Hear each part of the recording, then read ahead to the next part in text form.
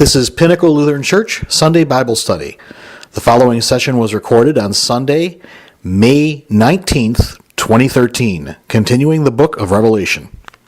Bible study today, we're going to get to talk about harlots. Well, I don't know. I mean, it's what's selling on the TV now. So right. So I figured we just start off right with that just to hook you. But also we're going to put into context the two beasts that we've just talked about in Revelation chapter 13. And we're going to see that the harlot will come riding into town, so to speak, into Babylon, which actually is not a city, but it's actually, Babylon is the two beasts combined together, which, of course, we talked about last week, John saw as Rome, or the Roman Empire.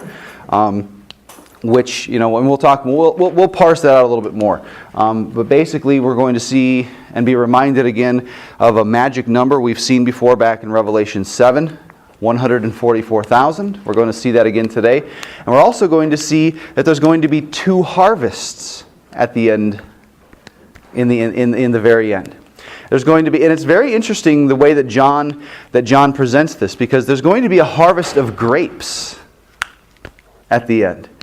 And as Christians, we might look at that and we say, well, juxtaposed to what John says in John 15, I am the vine, you are the branches. Cut off from me, you can do nothing. A lot of times Christians believe that they are the grapes. But there's some very important wording that's used with regard to the harvest of the grapes, which we'll get to. Okay? There's a difference between the grapes of this world and the grapes that John talks about that are connected to the true vine in John chapter 15. Very, very subtle differences.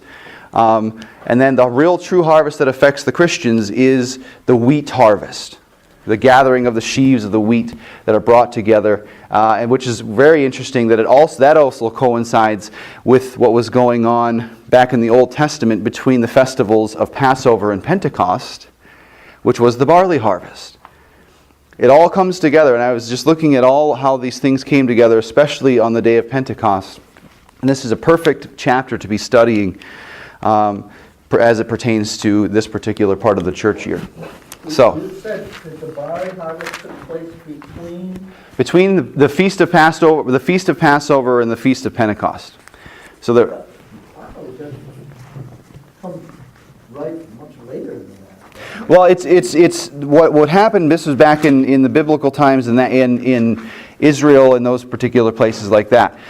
So the barley would start to be harvested, would start to grow. They would actually offer their first barley plants, I guess, as sacrifices to God. You don't plant barley here until this now. Yep.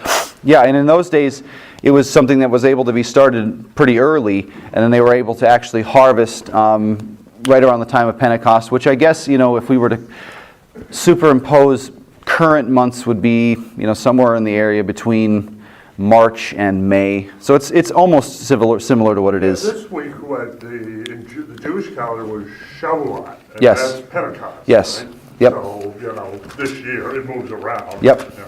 Yep. So yeah, I mean, and looking at it in terms of the festivals were fixed, usually dependent upon the beginning of those harvests a lot of times, etc. So on. So that's how they would dictate their calendar, and that's what makes it very difficult for us to, not difficult, but that's where we look at it and say that it's not necessarily fixed necessarily in a time like we would find with other holidays. So. Let's look at, actually, if there's any residual questions with regard to Revelation chapter 13, we can address those now. Jeff, you actually, David had reminded me of the question or the point that you had made last week about the unholy Trinity. Yeah. What was it you were specifically saying? And Jeff, maybe you can give a little more flesh to it too. Well, I'll say what I said. Jeff brought this up that in chapter 13 you have the dragon and the first beast and the second beast, and it's sort of this parody of the Trinity. And if you look at this in maybe a little more detail, well, you have the first beast who the dragon gives his authority to and suffers a mortal wound, which is healed. And then the second beast, so that's sort of this anti-image of Christ. And then the second beast, it talks about, it makes people worship the first beast, and it has a mark, and it creates this mark. Well, you have, the idea that the Holy Spirit points to Christ, and that the Holy Spirit is active in the mark of baptism, so it's sort of like an anti-baptism. I'm not sure I'm making a whole lot of sense, but that's kind of what it said. Okay. Do you have any more flesh on those bones? Just that I noticed that what I thought a parallel was kind of the Trinity, but more mockery of it. Yeah. Yep. Absolutely. The beasts, are they a lower form of life? Because they're called beasts, Like they're not on the level of man or the angels, because they're beasts. Well, in terms of that, but you have to be careful with that, because while we understand that that Satan himself is an angel, a creation, he is a creation of God. He's an angel. Okay, in other words, he's been formed below him. So we oftentimes look at Satan as being on an evil playing field with God, and he's not. Satan is lower than man, because the pinnacle of God's creation was man. Angels were created for the sole service of who? For man. The good angels serve man. The bad angels, Satan and all of his minions, these ones that we've been seeing in Revelation, their sole job is to continue in the rebellion and to continue in the untruths and trying to deceive the children of God from the truth which has been given to them. So in terms of how they come to us, there's times where you can look at it and say, that these entities are enfleshed in human beings. They're enfleshed in human institutions. And I think we saw that last week where you saw, the first beast is enfleshed, so to speak, in political institutions. And the second beast is enfleshed in religious organizations which would work with those enfleshed first institutions solely for the purpose of what? What was the sole purpose of both beasts last week? Separate us from God. To separate us from God, very simply. Okay? And so we're going to see a continuation of that as we get into Revelation 14, when God is revealing to John what the last day, or the eschaton, the judgment day, is going to look like. And that's what's going to be talked about in Revelation 14. Is this a little bit like Satan then presenting himself as Gabriel to Muhammad? Give us a little bit more on that. Well, I take a look at it. Muhammad claimed that he got his revelations when Gabriel came to him. And then after that, he felt he got his, quote, word directly from God. Okay. And so is this the kind of thing that, Satan pretending to be God? Yeah, I think that would be a good instance of that. One of the things that, and here's the reason I say that is because God's revelations are given specifically, and we've talked about this many times in Revelation so far. Is that God's word is given with the validation and the verification of one person, of course, but with the validation of a witness that comes. So you start to see, when you get to those sorts of things like that, unfortunately, Muhammad didn't have anybody to bounce these ideas off of, and then people just took it as the word that he had received it directly from Gabriel, and then gave it to the people with no verification or eyewitness testimony to verify that had been the case. Jeff? I was thinking of Joseph Smith saying he saw the Yep. angel Moroni presenting this text to him. Yep. Book of Mormon. Yep, and it'd be and to put it into a contemporary perspective, it would be the example of if I were to stand in the pulpit and say God says y'all need to wear red dresses. I'm hating to use to hyperbole, but the fact of the matter is the right question that would follow is, okay, fine, where does he say that? Show me. Validate it, verify it, show me where it says this and why I should believe what it is that you're saying to me. Because it's ludicrous. But it's difficult because it's not necessarily, by our very nature, and I'm not going to be able to do this justice. The professor that tricked me into being a Lutheran presented this to me one way. He said, human beings by their very nature are worshiping creatures. Okay? We are inclined by our very nature to worship something. Of course, we know that before the fall, we were created to worship God, and that continuation ought to go on through eternally. Unfortunately, because of the original sin, we've lost the ability to be able to understand who it is that we should be worshiping, because eating the tree of knowledge of good and evil, what became introduced to us is the knowledge of evil. And then there's one thing that happens over time. It's a fancy theological word called concupiscence, which basically means that we've lost the ability to decipher. In other words, we've never had the ability to decipher good versus evil, but as we've gotten further away from the original sin, that's only become more muddied and more muddled. In other words, now we're in a place where we look at the society that we're at today, which is best, to say it's filled with relativism is sort of a joke, because, it's not necessarily relativism. We're very much, in a place where it's always been the case that it's either true or it's false.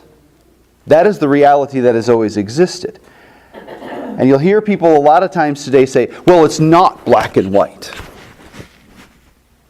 In the world, you're right. There's a lot of shades of gray. But in terms of what it is that the Scriptures say, there's either right or wrong. Jesus says it other places in other words. He says it like this: either you are for us or you are against us. And then in other places he says something that's even worse. You are either hot or cold. But then he also talks about some other people who are what? Lukewarm. And they receive an even worse judgment than the people who are cold. What is the reaction that Jesus has to the people who are lukewarm? He spits them out. So you start to see that this idea of relativism, or being on the fence, so to speak, is even worse than being for or against. So in other words, where we're at right now in terms of our society, and a lot of times in a lot of our church bodies, we're very lukewarm church bodies. And, God doesn't present these things as white-hot law. In other words, do these things and be saved, because we understand that the law and the purpose of the law is not to lead us to righteousness. The purpose of the law, as Paul talks about in Romans 3, is to what? Show us why we need. To show us to show us our sin and to show us our desperate need of grace. So, we just bit off a whole lot right there. So let's get into Revelation 14. And we'll start to have some fun. All right, Revelation 14. Our new graduate, why don't you start us off and read through verse 5. Then I looked, and behold, on Mount Zion stood the Lamb, and with him 144,000, who had his name and his father's name written on their foreheads. And I heard a voice from heaven like a roar of many waters, and like the sound of loud thunder. The voice I heard was like the sound of harpists playing their harps, and they were singing a new song before the throne, and before the four living creatures, and before the elders. No one could learn that song except the 144,000 who had been redeemed from the earth. It is these who have not defiled themselves with women, for they are virgins. It is these who follow the Lamb wherever he goes. These have been the redeemed, and from mankind as firstfruits of God, and the Lamb, and in their mouth no lie was found, for they are blameless. Okay. Questions on that particular section? What's that? Confusing. Okay. Well, let's start off by examining what it is that we know. Okay. Once again, mentioned here are the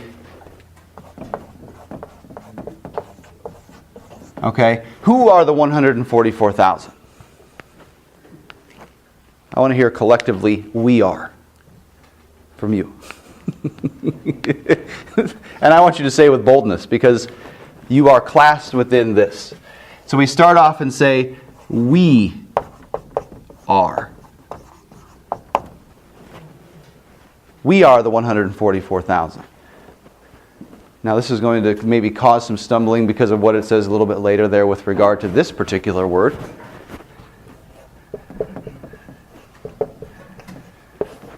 But we'll get to that in just a second. So we're the 144,000 who stand, what does it say? The Father's name have been written upon our foreheads. And where do we see that the name has been written on us? Where particularly do we know that we have been classed in this particular group? Where has it happened? Baptism. Okay?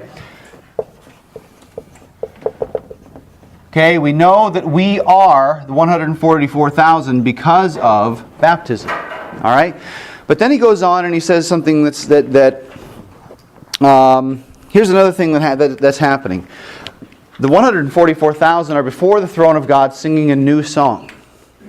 And only the 144,000 can learn the new song. Those who are not in the 144,000 cannot learn the new song. What does that mean, do you suppose?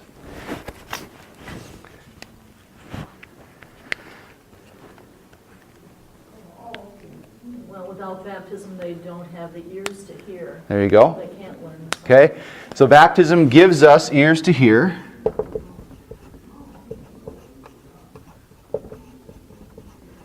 Most specifically gives us ears to hear what? The Word, yes. And then not only that, but then it gives us ears to hear the words of that new song which has been given for us to be able to sing. In other words, so the individuals who have been given the ears to hear through baptism will hear the words of the new song, and they'll be able to sing and to learn that new song. Now here's the other thing. Are there unbelievers who are baptized? Yeah, there are. Okay, we're not Calvinists in the sense of saying, and or Baptists in saying, okay, we look at it and say baptism does all these things, and there's nothing that follows hearing or follows baptism.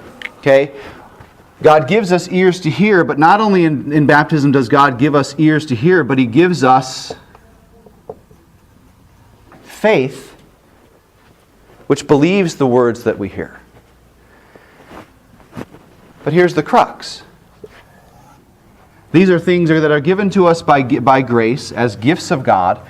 But the fact of the matter is that they've already been given to us, and now the only thing that we can do, a lot of times this flies in the face of contemporary Christianity, because a lot of times people say, I can accept it, or I can reject it. One of those is true, one of those is false. Can you accept something that's already been given to you? No. So therefore, the only thing left for people to do is to reject the gifts that have been given. There are any number of millions of billions of ways that it can be rejected. We're going to talk about this and what it talks about next. Okay? So the ones who are in the 144,000, all of the people who are in the 144,000 are virgins. This is where the Plinko theme or the Price is Right theme comes in. Do-do-do-do. Well, have we lost out? I mean, I don't know if you all have noticed, I have a son.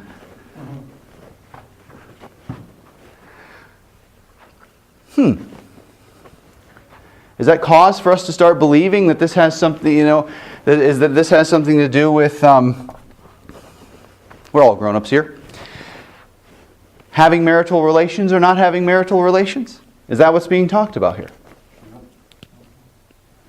The other question is that it seems like the 144,000 is only referring to men. Okay. In that context as well. Sure. Yeah. Right. And in a narrow or shallow reading of what Revelation says, you can be led to all sorts of misconceptions about what the Bible says. Okay? But the virgins, and you say that because they're ones that are not given over to relations with the woman. Huh.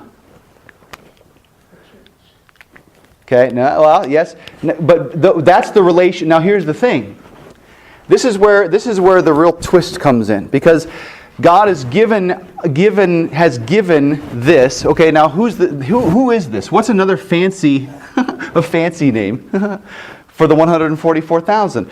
What is today the birth of? The church. So the 144,000 is the church. What is the gender that is always given to the church? Female. Okay? So the female has been given over to the church, and now she is in a marriage with who? the true man, Jesus. This is a marriage that cannot be broken. Christ initiates it. Christ is the one that continues to enrich these particular things. The church oftentimes runs away and rejects the fact that, she's always looking for more religious, greener pastures. And what's happening here is what John is saying, is that in terms of the relationship or the marriage of the church or the bride to Christ, we are virgins made so by virtue of this, because in baptism we have become new creations. Not only that, but by virtue of what Christ has done, He has made us to be the perfect bride.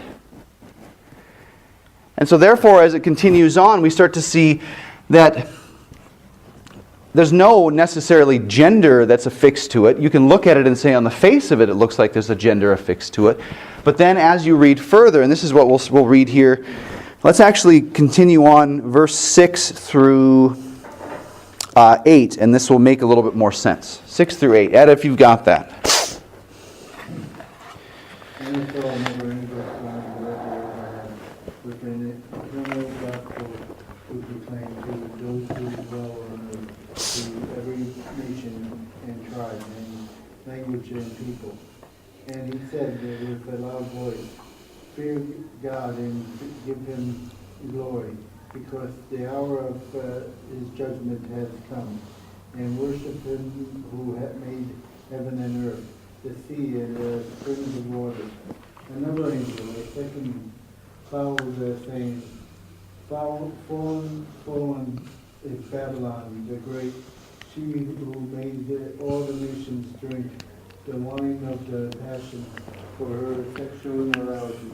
Okay, right there, I'll have you stop right there. So right there, that particular woman mentioned in verse 8 is the one that is being referred to in redeemed.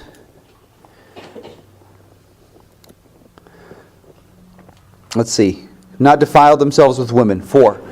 So in other words, the virgins are the ones who have not defiled themselves with the harlot that is mentioned in Revelation 14, chapter 8, who has affixed herself to Babylon. Now, this isn't the city Babylon in ancient Mesopotamia, but Babylon is, you remember the first and the second beast? So it's the first and the second beast clasped together, which can be found in any sort of, like we talked about before, enfleshed in any institution, in any sort of man-made thing, which brings about anything that would work contrary to what the church is working to do. And so what you see is the first harlot comes in, and harlots, usually aren't, they're very... Imagine this harlot is one of the most beautiful women that has ever existed, in the sense of looking at it and saying, she's really easy on the eyes. And not only that, but she's very, very seductive and able to do many things which would cause the virgins to cast off what it is that had been given to them within their marriage to, namely, Christ, and to flee this particular marriage that Christ has brought to them within the church in order to start to follow the first, the second beast, and not only that, but the seductive nature of the harlot who rides in. All right, so I'm going to stop there and see if there's any gaps that need to be filled, because there's a lot of stuff that's going on so far.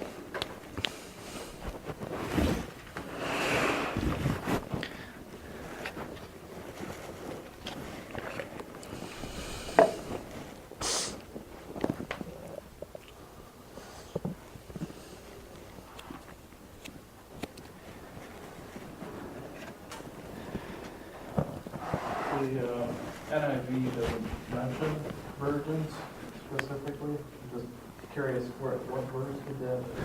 It would be verse 4. Okay. And the ESV says, "It is these who have not defiled themselves with women, for they are virgins." What's NIV say in verse 4? It said, these are those who did not defile themselves with women, for they have kept themselves pure. Pure, chaste, etc., so on would be similar to what you'd find in like the sixth commandment, which would talk about, just purity, chasteness. And chasteness, of course, means just being as closely tied to purity, remaining pure. And you start to look at, human beings that embodied those particular characteristics, and you see that most specifically with regard to the Virgin Mary and or virgins as they're depicted within the Scriptures. So in terms of the relationship, or in terms of the things that are going on, the giving over to the lusts is kind of the language that's being used right now, because the harlot, in concert with the first and the second beast, who are ultimately dictated, remember, by the dragon. Okay? So the dragon is in charge of all of this. His main job is to take us away from this particular truth, and to have us resign and or give up our virginity, so to speak, to the harlot who is in charge and working in concert with the first, the second beast, and the dragon. So it's very vivid language that's being used in Revelation 14. Other points of clarification? It's, I suppose, not a coincidence that throughout the Scriptures, fidelity to God is, or infidelity to God, let's say that, is reckoned as adultery. In the Old Testament, in the New Testament, and the other thing is in Paul's lists of sins, if sexual immorality isn't at the top of the list, it's right up there. And I used to think, somebody can tell me, I used to think that, it's just sexual immorality, just like, we think of. But it's really because it's symbolic of breaking the marriage between Christ and His church. Right. And there's other vivid language, and to take that just a little bit further, I had spoken with, and bringing back John Bombero, a guy I'd met at Symposia. He said, within a marriage, a husband imputes something. Okay, now this is very vivid language. Now bear with me. He imputes something and gives his wife something. And we're talking about it specifically with regard to the marriage bed. Okay, there's something imputed, and from that a gift comes, namely children. Okay? Also, Christ imputes or puts something into us. That's a very husbandly type of thing to do. What does He do? He puts into us, or imputes, ears to hear. He imputes faith. He imputes righteousness. He imputes all these things. In other words, He puts it into us, and it is now become ours. It seems crude language, but it dovetails with what you're talking about, David, in the sense of looking at it and saying, from the beginning, the marriage was perfect. The marriage has been soiled, and Christ and or God the Father is the perfect husband and the perfect father, always seeking to reconcile and to bring back the relationship that had existed back in the Garden of Eden. Not only so that we can have that relationship with Him here on earth, but most importantly, so that we would have that relationship with Him forever in heaven. That's really how it all comes together. And you're right, there's no mistaking the fact that you look at it and say, when you're looking at the sixth commandment, which is thou shalt not commit adultery, we're not unlike the rich man who Jesus approaches and says, he asks the question, what shall I do to inherit eternal life? And Jesus says, well, keep the commandments. And then the rich man says, well, I've kept the commandments. And then Jesus says, well, then sell everything you have and follow me. And then you start to see, no, you maybe haven't. And I remember this, first year of seminary, you looked at it most specifically, seventh commandment's a good example. I haven't stolen anything since I stole. There was these little capsules that had little foam animals in it, and if you threw it in hot water, they'd expand out, and giraffes would all this. I thought those were awesome. So awesome that I stole them. Shame, But the fact of the matter is that, okay, we often think of stealing in those sorts of terms. But, and I think I've used this analogy before. There's been times I've been late for meetings. 5 people have waited for me. Collectively, I've stolen whatever the math is, 15 minutes times 7. I've collectively stolen that much time from those particular people who showed up on time. Furthermore, you look at it in terms of even the realm of thoughts and ideas. You know, all my jokes are never good and they're never funny and they're always bad, and I've always stolen them from other people. And the reason they're bad is because I don't deliver them well. It's not because the jokes aren't funny. It's because I've stolen them and don't know what to do with my stolen property. But the idea is, you start to look at it and say, whether it's the 6th, it doesn't matter which one of the commandments, we start to look at it and say, in thought, word, and deed. We only have oftentimes look at it in terms of the deed. Okay? But looking at, that's where we, get to the point of saying, all, as Paul says, all have fallen short of the glory of God. All have sinned and have fallen short of the glory of God. That's only there to remind us of how desperately we are in need of the grace of God through Jesus Christ. Not just once, and that's the thing that's so important, is that, yes, we know that Christ came to us on the cross and what He did, and yes, that gift continues to keep on giving. But not only that, but God, through Christ, through baptism, gives us the faith to continue to come to hear those things, because the fact of the matter is that we have a tendency to forget.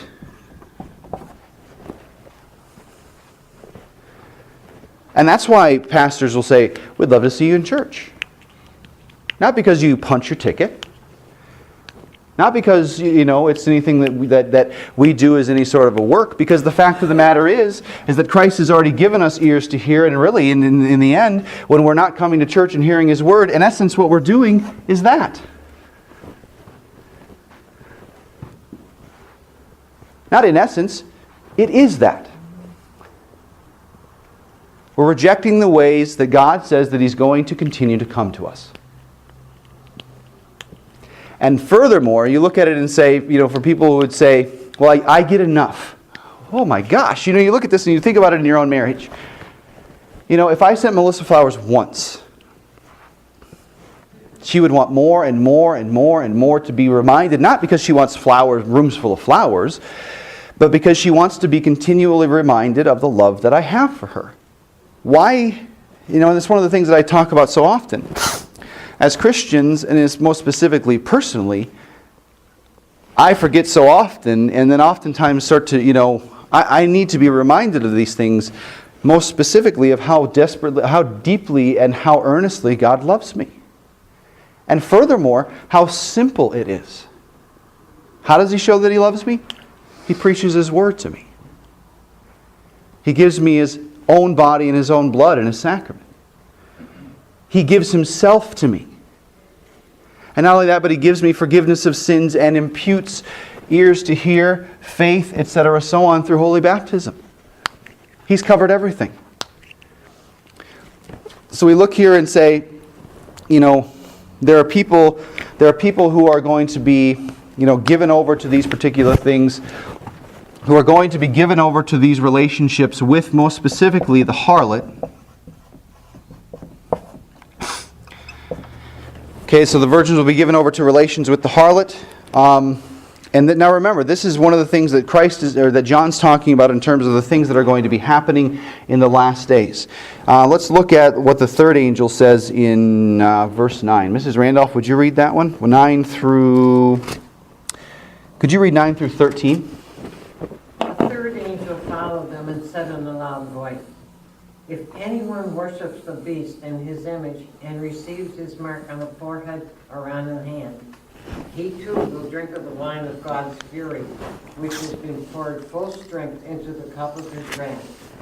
He will be tormented with burning sulfur in the presence of the holy angels and of the Lamb. The smoke of their torment rises forever and ever. There is no rest day or night for those who worship the beast in his image, or for anyone who receives the mark of his name. This calls for patience, endurance on the part of the saints who obey God's commandments and remain faithful to Jesus." Then I heard a voice from the heavens saying, "Write, blessed are the dead who die in the Lord from now on." "Yes," said the Spirit, "they will rest from their labors, for their deeds will follow them." That would be very scary. And it is. You know, you look at this and you say the judgment is terrifying and blessed. There's yet another both and. It's terrifying to, and remember what we had talked about last week in Revelation chapter 13. Those who are of the beast have the mark where? Placed upon their hands. And what this is symbolic of is to say, in other words, within the area of commerce and trade and professionalism, etc., so on, they're going to be viewed as ones who are savvy and who are going to be helped out on the plane of this world. Okay, so the mark on the hand is the 666 that we had talked about last week. Okay, so we see that there. Mrs. Randolph had just read, anyone worships the beast and its image receives a mark on his forehead and his hand. So where it seemed good and beneficial in terms of practical and pragmatic purposes in 13, now it's coming to fruition and saying, well, in the end, this mark is going to be seen by God. And His judgment is going to be upon them by virtue of that mark being placed there. Okay? He will drink the wine of God's wrath. There's not going to be any rest. There's going to be sulfur and fire, and the holy angels will be with it there, and the smoke of torment would go up forever and ever. So we're coming out of Revelation 13 where we're looking at it and saying, where God says to them, your suffering will be very short-lived. Yes, it may be your entire lifetimes. But compared to the forever and ever that is coming, it's small. Because your torment as the children of God is going to be short-lived. Your eternity will be forever. And this is what's starting to come into focus as we really rush toward the latter part of Revelation, where you're going to start seeing things like the sea that once separated man from God is going to be no more. You're starting to see that the dragons and the harlots and the beasts and all these other sorts of things are going to be vanquished. And there's going to be nothing that stands between us and the throne of God. And we will see Him, and ultimately how it will be culminated on the last day is that we'll see Him face to face. We see Him by faith now, but we'll see Him by faith then. Or we'll see Him by face to face then. And then 12, once again, this is just a quick reminder.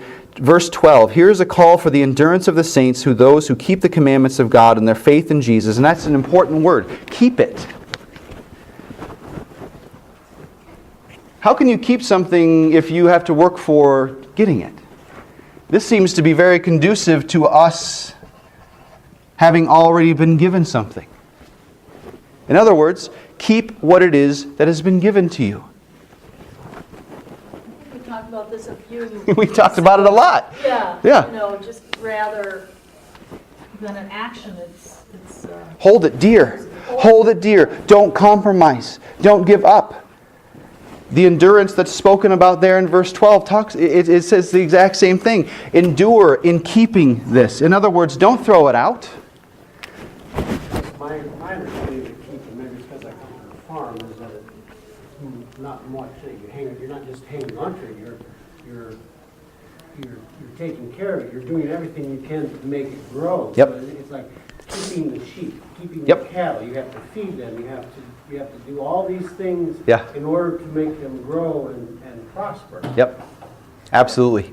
it's not a passive action. It's not passive, I agree. I think the thing that's so scary that, for me, I have a business background, so I read something like it's purchased for you, and I get that. Yeah. That's a gift. But what's so scary for me is I have a nephew who's just completely struggling with faith right now. Sure. And just recently said, I'm not sure if I believe in God anymore. So what's scary is this absolutism. You say, you know, you have a 21-year-old who's been baptized and confirmed who's in this struggle for faith. Mm-hmm. You know, it's like, what can you do for support? Because this is very black and white to me when Right. I say this. Yeah. So I think that's the part that's so scary, is we have these people we love and we don't want to have Right. the bad outcome. Mm-hmm. So I don't know. I think that's for me the scary part of reading this. Yeah. Well, and you look at that, and you know, and you know, here's the thing: is that you know, it's like we've seen throughout the entirety of Revelation 2. As you start to look at it and say, okay, how many times throughout Revelation so far has there been, times where God is saying, keep it, keep it, keep it. Okay, well, what does it look like to keep it? And a lot of times we look at it and say, okay, well, to keep it means, like Brian was saying. I mean, there are sometimes, where the keeping of it is, it's not done perfectly. Okay, in other words, there's probably not a day that you forgot to feed the cows. Otherwise, the cows really start to get sick. In the same way, right? And in the same way, you look at it and say, okay, right now, whoever this particular person is not keeping it. So what ends up happening is cows don't die the next day because you don't feed them, but they start to get sick. And then they start to do things, cows will start to do things. I'm not sure if they would start to eat other cows or anything like that, but they would start to do things. They would start, in other words, it's more of a residual start, and you start to look at it. It's not necessarily a process, but you look at it and say, I'll use myself as an example. At 18, I left the church. I was baptized. I believed that Jesus was there. But what ended up happening is that, this keeping it, was, it's just something as simple as going to church and being reminded of what it is that's been given to you. But so from 18 to 26, what ended up happening is I started to find is that, I started to get further and further and further and further and further and further away. Not because God had been walking away, but because I had continued to walk away from that in terms of, and it was very clearly this. Okay? But along those times, there were things that were given to me, bad breaks, misunderstandings, sufferings and trials that were given, which ultimately had the final purpose of saying, and along those trials and those tribulations, I tried all of my solutions. Okay, and we have to remember, above and beyond all things, God, one of the qualities that God has is He is very, very patient. Very patient. So I wasn't keeping it. I wasn't tending to it. I wasn't doing these particular things. And not only that, what ended up happening is, this is the way that God works. He doesn't say, you've rejected me. I'm only going to strike you with lightning bolts from now on. What He says is, I'm going to give you to that. And along with that, I'm going to be with you every single step of the way. I will not leave you. My promises and the gifts that I continue to give, God is still giving these things to them. And what ultimately ended up happening is I got to the point where, and everybody's different. Everybody's different. Where you get to it, and I read Romans 7, where Paul says, the good I wish to do, I do not do, and that which I do not want to do is what I find myself doing. And I thought, boom, that's me. And I crumpled into a heap on the floor, and I know what it's like when the scriptures say, and he wept in a puddle of tears. I've never seen a puddle of tears before that, but I saw a puddle of tears on my own floor. I cried uncontrollably for 4 hours until I finally got to the latter part of because having been struck by that, I was not able to then see what ended up happening at the latter part of Romans 7, where Paul says this, who shall save me from this body of death? Thanks be to God through Jesus Christ. And from then, boom. Now, does that mean it's not a Baptist understanding of once saved, always saved? It's not that at all. But it's this understanding that God has been gracious the whole time. So our concern for those individuals, yes, of course it is. And yes, while it does seem black and white, it really is black and white. But we look at it in terms of, in the interim times and within the nooks and crannies of our lives, we don't know where the Spirit is working continually to fulfill the promises that He is. For all outward appearances, it seems like our loved ones a lot of times are not exhibiting these particular things. And go ahead. You said something before, I didn't want to interrupt you, but I'm not sure I can follow it. But you were talking about the mark on the head and the hand, and you mentioned about for those who have it on their hand, that works for the professions or something else. And Okay. I was wondering, I didn't quite get what you meant by that. It almost sounded like if you're working in your profession, you're with the devil or something. No, I know no, that's always- and it goes back. I was trying to tie in Revelation 13 and Revelation 14 together. It's just to say, okay, Revelation 13 talks about those who would carry on in this life, with the mark of the devil upon their hand. In other words, practicing things, accordance to the ways of the world and the ways of man, etc., so on. And we'll actually get to that next 2 weeks from now, where we start to talk about the two harvests that come. The harvest of the wheat and the grain, and the harvest of the grapes of this world. There's the key. The grapes that John talks about in 15 are the grapes that are attached to the true vine, the confession, namely Jesus Christ crucified for the forgiveness of sins. But when John says in Revelation chapter 14, the fruit of the vines or the grapes of the vine of the world, that's a very important distinction.